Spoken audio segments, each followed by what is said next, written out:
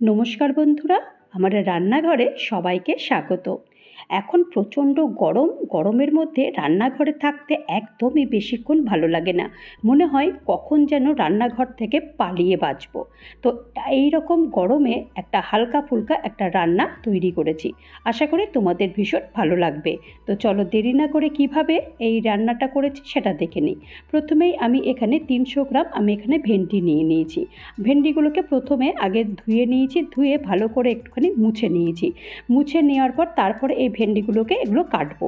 তো ভেন্ডিগুলোকে আমার ভেন্ডির সাইজটা একটু বড় বলে সেই কারণে ভেন্ডিগুলোকে আমি এরকম 2 টুকরো করে কেটে নিচ্ছি।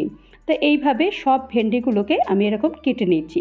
তবে এই ভেন্ডিগুলো কিন্তু একদম কচি হলেই বেশি ভালো লাগে। তো দেখো সব ভেন্ডি কেটে নিয়েছি। আর এখানে স্বাদ মতো প্রথমে একটু নুন দিয়ে দেব, আর হাফ চামচ মতো এখানে হলুদের গুঁড়ো দিয়ে দেব। দিয়ে দেওয়ার পর তারপরে ভেন্ডিগুলোকে বেশ ভালো করে একটু হালকা হালকা করে এগুলো মেখে নেব। প্রথমেই এগুলো বেশ ভালো করে মেখে নিলে কি হয়, যখন এগুলোকে ভাজবো তখন আর ওই ছিটপোটা বলে যেরকম আওয়াজ হয় সেই আওয়াজটা আর হবে না। তো এখন গ্যাসে কড়াই বসিয়ে দিয়েছি, আর এখানে আমি 2 টেবিল চামচ এখানে সর্ষের তেল দিয়ে দিয়েছি। তবে এই রান্নাটা আজকে সর্ষের তেলেই করব, আর সর্ষের তেলেই রান্নাটা বেশি ভালো খেতে হয়। তো এখন তেলটা গরম হয়ে গেছে, আর এখন ওই নুন হলুদ মাখানো ভেন্ডিগুলো সব আমি এগুলো দিয়ে দেবো। ভেন্ডিগুলো দিয়ে দেওয়ার পরে তারপরে এগুলো হালকা হালকা করে একটু ভেজে নেব। ভেন্ডি ভাজতে তো বেশি সময় লাগে না, তো সেই কারণে বেশিক্ষণ সময় লাগবে না। তো ওই যেটুকুনি ভাজার জন্য সময় লাগে। তো ভেন্ডি তো দেখো খাওয়া কিন্তু ভীষণই ভালো। আর গরমের মধ্যে ভেন্ডির যদি হালকা ফুলকা কোনো সবজি থাকে তাহলে কিন্তু বেশ ভালোই লাগে। অনেকেই ভেন্ডি খেতে চায় না, বিশেষ করে বাচ্চারা তো ভেন্ডি খেতেই চায় না। তবে এই রান্নাটা করার পরে দেখবে যে ভেন্ডি খায় না সেও কিন্তু ভেন্ডি খাবে। তো দেখো ভেন্ডিগুলো আমার ভাজা হয়ে গেছে, মোটামুটি 50% মতো আমি ভেজে তুলে নিয়েছি। ওই তেলেতে হাফ চামচ আমি কালো জিরে ফোড়ন দিয়েছি, আর একটা শুকনো লঙ্কা ফোড়ন দিয়েছি। ফোড়নটা একটু 30 সেকেন্ড মতো হালকা ভেজে নেব। ফোড়নটা ভাজার পরে এখানে একটা টমেটো আমি এরকম ছোট ছোট করে স্লাইস করে কেটে নিয়েছি। টমেটোটা একটুখানি নরম হবার জন্য প্রথমেই আমি এখানে পরিমাণ মতো নুন দিয়ে দেব।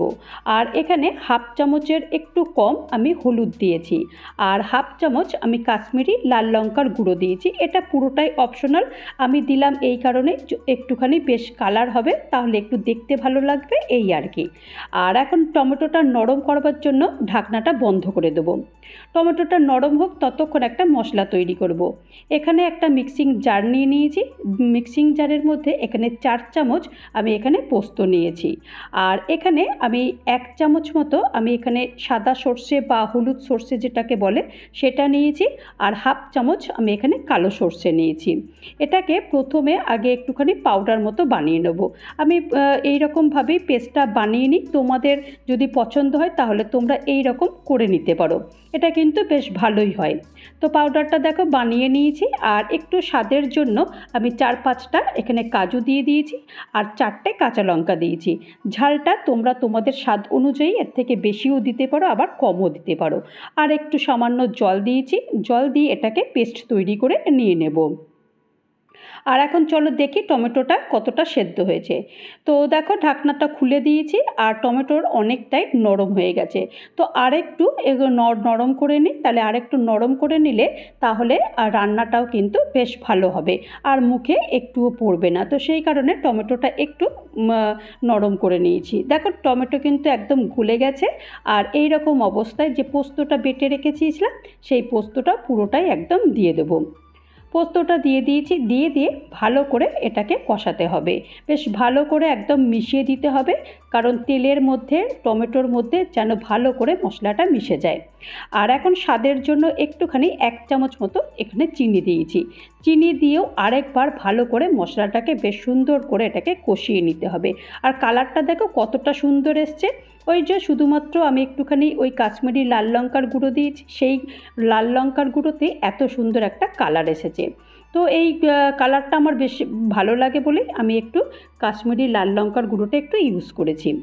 আর এখানে আমি এই 1.5 কাপ মতো এখানে জল দিয়েছি। বেশি জল দিইনি, কারণ এই রান্নাটা তো পুরোটাই একদম শুকনো শুকনো হবে, তো সেই কারণে বেশি জল দিইনি। তো 1.5 কাপ মতো জল দিয়েছি। জল দিয়ে এটাকে ভালো করে একটু মিশিয়ে দিচ্ছি। অনেক সময় পোস্তর সঙ্গে এরকম দানা বেঁধে থাকে, তো সেই কারণে যাতে ভালো করে এটা গলে যায়। আর স্বাদের জন্য আর 2টো কাঁচা লঙ্কা একটু চিড়ে দিয়েছি। চিড়ে এটাকে 2 মিনিটের জন্য ঢাকনা বন্ধ করে দিয়েছি। 2 মিনিট পর ঢাকনা খুলে দিয়েছি, আর বেশ ঝোলটা যে বানিয়েছিলাম সেটাও বেশ একদম ফুটে গেছে। আর এই রকম অবস্থাতে ভেন্ডিগুলো ভেজে রেখেছিলাম, সেই ভেন্ডিগুলো পুরোটাই দিয়ে দেব। ভেন্ডিগুলো দিয়ে দেওয়ার পরে তারপরে ভালো করে একবার বেশ ভালো করে একটু নেড়েচেড়ে দিতে হবে, যাতে করে ভেন্ডিগুলো পুরো একদম ঝোলের মধ্যে পুরো একদম ডুবে যায়। ঢাকনা বন্ধ করে দিয়েছি এই 5 মিনিটের জন্য। বেশিক্ষণ দেব না, কারণ ভেন্ডি খুব একটা সেদ্ধ হতে খুব একটা টাইম লাগে না। ঢাকনা খুলে দিয়েছি, আর দেখো একদম কতটা সুন্দর দেখতে লাগছে, আর দেখেই মনে হচ্ছে না ভীষণ লোভনীয়। আর এই রান্নাটা দেখলে তোমরা কতটা তাড়াতাড়ি হয়ে যায়, ভীষণই তাড়াতাড়ি হয়ে যায়। আর এই রান্নাটা শুধুমাত্র যে ভাতের সঙ্গে ভালো লাগবে তা নয়, এটা রুটি লুচি পরোটার সঙ্গেও খেতে ভীষণ ভালো লাগে। তো তোমরা পারলে একবার অন্তত বানিও। এই গরমের মধ্যেও কিন্তু পোস্ত খাওয়া ভীষণই ভালো, পেট ভীষণই ভালো রাখে। আর এটা কিন্তু রান্না করতেও একদম সময় লাগে না। আমার তো একদম সময় লাগেনি, আমার বোধহয় 10 থেকে 15 মিনিটের মধ্যে রান্নাটা কমপ্লিট হয়ে গেছে।